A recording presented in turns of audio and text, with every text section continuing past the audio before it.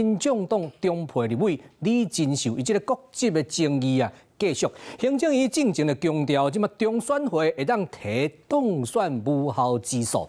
不过，中选会代理主委吴永辉今仔日就讲爱等中选会人事动议权通过了后，因才有办法来组一个新的委员会来进行讨论。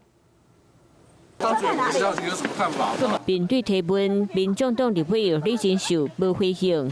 早起时下，伫咧党团记者会开始前，立委王安祥将伊名牌刷去边遐，因为原本要参加记者会的李金秀临时无来。我们依法已经正式成为我们的立法委员，资格是毋庸置疑的。只是李金秀国籍的争议，将做每一摆备赢记者会必可题。即马传出公部门会向法院提起李金秀当选无效的诉讼，不过当提起诉讼的机关，敢若中选会。这个要等到我们委员会成立之后，才有办法去讨论。人事权同意通过以后，我们才有办法组一个新的这个委员会嘛，那才有进入讨论的这个阶段。即马中选会委员敢若4个人，委员人数不足，照规定无法度决议。政见嘛发生立委赶紧行使中选会的人事动议权。这个整个在做拖延的是行政院，在这个过程当中，行政院应该不要再流一口水啊。之所以一直卡关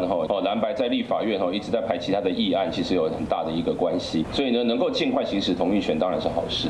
同意权当时审查党团强势另一来协商。